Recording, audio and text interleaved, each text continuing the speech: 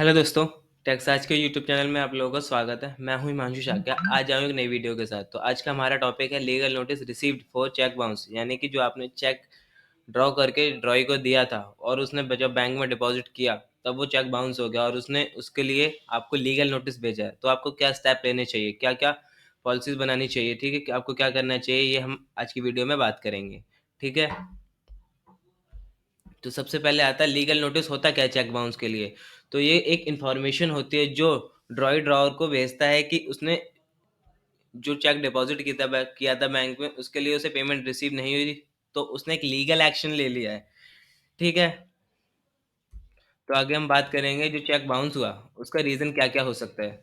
ठीक है, किस किस पर्पज़ से वो चेक बाउंस हो सकता है, बैंक उसे किस किस रीज़न के लिए पेमेंट देने से मना कर सकता है। तो सबसे पहले आता है इनसफिशिएंट फंड। यदि आपके अकाउंट में, यानी कि ड्रॉअर के अकाउंट में इनसफिशिएंट फंड हो तो चेक बाउंस हो जाएगा। उसके अलावा जो चेक की जो डेट है वो ना हो, या फिर चेक पे जो डेट मेंशन है ड्रॉ से पहले अगर डेट डिपॉजिट कर दे तो भी चेक बाउंस हो जाएगा। फॉर सपोज अगर चेक पे डेट मेंशन है 1 जनवरी 2024 और अगर ड्रॉ 1 जनवरी 2024 से पहले पहले बैंक में चेक डिपॉजिट कर देता है तो बैंक उस चेक को बाउंस कर देगा। ठीक है, उसके अलावा सिग्नेचर मिसमैच, यानी कि जो ड्रॉअर ने जो साइन किए थे चेक पे वो बैंक के डाटा बेस से मैच नहीं करते तो भी बैंक चेक को बाउंस कर देगा।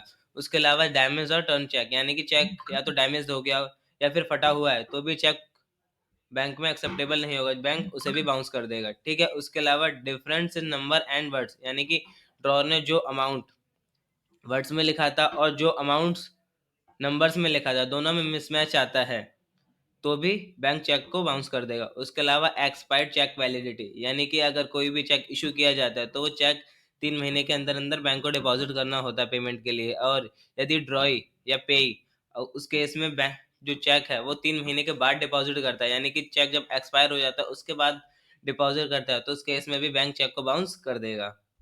ठीक है, अब उसके बाद बात करते हैं कंसिक्वेंसेस ऑफ चेक बाउंस, यानी कि चेक बाउंस हो गया तो ड्रॉअर को क्या कंसिक्वेंसेस फेस करने पड़ सकते हैं, जिसमें सबसे पहला आता है पेनल्टी एंड इम्प्रोजमेंट, यानी कि या तो आपको पेनल्टी वेयर करने की या इम्प्रोजमेंट यानी कि जेल जाना पड़ेगा, या फिर दोनों भी हो सकते हैं। ठीक है, उसके बारे में हम आगे बात करेंगे। उसके बाद आता है कॉजेज ऑफ कंपनसेशन, यानी कि हो सकता है कोर्ट आपको ऑर्डर दे दे कि ड्रॉई को आपको कंपनसेशन भी पे करना पड़ सकता है। उसके अलावा एनुअली ऑफ फैसिलिटीज, यानी कि बैंक चाहे तो आपकी जो चेक की फैसिलिटी है उसे भी बंद कर सकता है। ठीक है, हो सकता है बैंक आपकी चेक की फैसिलिटी बंद कर दे किसी पर्टिकुलर फाइनेंशियल ईयर में। ठीक है, उसके अलावा डैमेज टू क्रेडिट स्कोर, यानी कि बैंक में जो आपका क्रेडिट स्कोर बन रहा था अगर आप चेक बाउंस हो जाता तो उसमें भी डैमेज होता है, उस पर भी इफेक्ट होता है। लॉस ऑफ क्रेडिबिलिटी, यानी कि जो ड्रॉई था, ठीक है, जिसे आपने चेक दिया था उसके लिए आपकी क्रेडिबिलिटी कम हो जाती है। ठीक है, वो आप पे फ्यूचर में ट्रस्ट करने में हिचकिचाएगा। ठीक है, उसके अलावा अकाउंट क्लोजर, बैंक चाहे तो अगर ये प्रोसेस मतलब ये चेक बाउंस कई बार होता है तो बैंक चाहे तो आपका अकाउंट भी क्लोज कर सकता है उस बैंक से।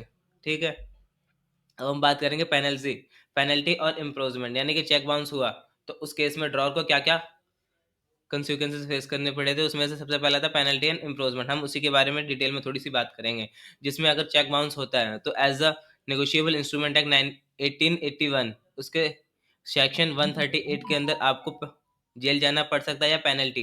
अब जेल जाना पड़ सकता है तो कितने टाइम के लिए, कोर्ट अगर ऑर्डर देता है, अगर कोर्ट अगर आपको गिल्टी फाइंड करता है, यानी कि ड्रॉर को गिल्टी फाइंड करता है तो उसे ऑर्डर दे सकता है कि अप्रोक्स 2 साल के लिए 2 साल तक उसे जेल में रहना पड़ेगा, या फिर पेनल्टी भी लगा सकता है। पेनल्टी कितने तक की पेनल्टी या फाइन कितने तक का, जो चेक का अमाउंट तो उसके डबल अमाउंट तक कोर्ट पेनल्टी लगा सकता है। ठीक है, या फिर हो सकता है तो कोर्ट दोनों ही ऑर्डर दे दे, यानी आपको या तो जेल जाना पड़ेगा या फिर फाइन देना पड़ेगा, या फिर दोनों ही केसेस हो सकते हैं, आपको जेल भी जाना पड़े और पेनल्टी भी वियर करनी पड़े। ठीक है, अब हम बात करेंगे procedure to be followed when you receive cheque bounce notice, यानी कि जब आपको चेक बाउंस नोटिस रिसीव हुआ है तब आपको क्या क्या प्रोसीजर करने चाहिए, यानी कि आपको क्या क्या करने चाहिए, हम उसके बारे में थोड़ी बात करेंगे। सबसे पहला आता है एक्नॉलेज द नोटिस। जब आपको नोटिस रिसीव होता है तो आपको रीजन जानना चाहिए कि जो चेक बाउंस हुआ है वो किस पर्पज से हुआ, और आपको सीरियसली उसे कंसिडर करना चाहिए, क्योंकि एक लीगल एक्शन होता है। अगर आप इसे सीरियसली कंसिडर नहीं करोगे तो ड्रॉई आपके अगेंस्ट कंप्लेन भी फाइल कर सकता है। ठीक है, उसके बाद सीक लीगल काउंसिल, यानी कि आपको एक लीगल काउंसिल से कंसल्ट करना चाहिए। ठीक है, उसके बाद आता है असेस योर ऑप्शन, यानी कि आपको ऑप्शन देखने चाहिए आपके पास क्या क्या ऑप्शन है। यदि डिफॉल्ट आपकी तरफ से हुआ तो चाहो तो आप उसे पेमेंट कर सकते हो। अगर पेमेंट नहीं करते तो आप को कंसिक्वेंसेस फेस करने पड़ेंगे। या फिर अगर जो चेक बाउंस हुआ है उसमें डिफॉल्ट किसका है, या तो ड्रॉर का है या फिर किसी और पर्सन का, पेई का या फिर बैंक का। ठीक है, क्योंकि कई बार क्या होता है ना, जो चेक बैंक में डिपॉजिट किया जाता है, जरूरी नहीं है कि वो ड्रॉर की डिफॉल्ट से ही वो चेक बाउंस हो। कई बार पेई की भी गलती हो सकती है, पेई या ड्रॉय की भी गलती हो सकती है। जैसे कि अगर चेक उसने जो डिपॉजिट किया वो जिस डेट को डिपॉजिट करना था उससे पहले कर दिया तो भी चेक बाउंस हो जाएगा। इसमें ड्रॉयर का कोई डिफॉल्ट नहीं है। और या फिर चेक एक्सपायर हो जाने के बाद उसने डिपॉजिट किया तो भी चेक बाउंस हो जाता है। इस केस में भी ड्रॉर का कोई डिफॉल्ट नहीं है। तो इस तरह से आपको ऑप्शंस देखने चाहिए। आपको ऑप्शंस तब पता चलेंगे जब आप लीगल काउंसिल के पास जाओगे। उसके बाद रिस्पॉन्स टू द नोटिस, यानी कि जो आपको नोटिस रिसीव हुआ उसके अगेंस्ट आपको रिस्पॉन्स देना चाहिए। ठीक है, वो भी टाइमली। अगर ठीक है, प्रेजेंट योर डिफेंस, अगर आपने डिफॉल्ट नहीं किया है तो आपको एक प्रॉपर डिफेंस प्रिपेयर करना चाहिए।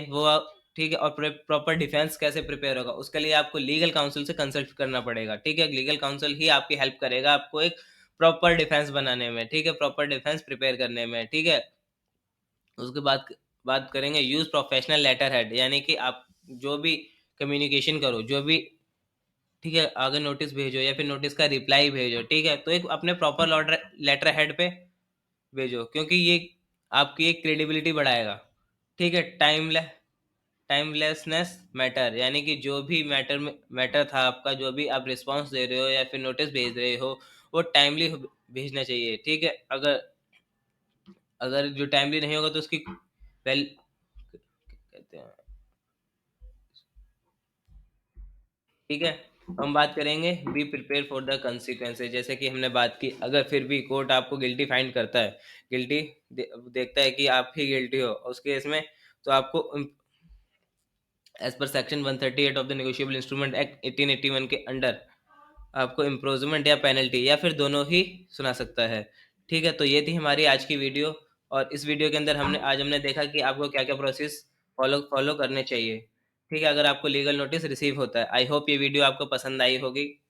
ठीक है, तो इसी तरह की वीडियो देखने के लिए या फिर ऐसी इन्फॉर्मेशन के लिए टेक्सास से जुड़े रहें। तो टेक्सास को सब्सक्राइब करें, और वीडियो अगर आपको पसंद आई है तो वीडियो को लाइक करें, कमेंट करें और चैनल को सब्सक्राइब करें। Thank you for the watching the video.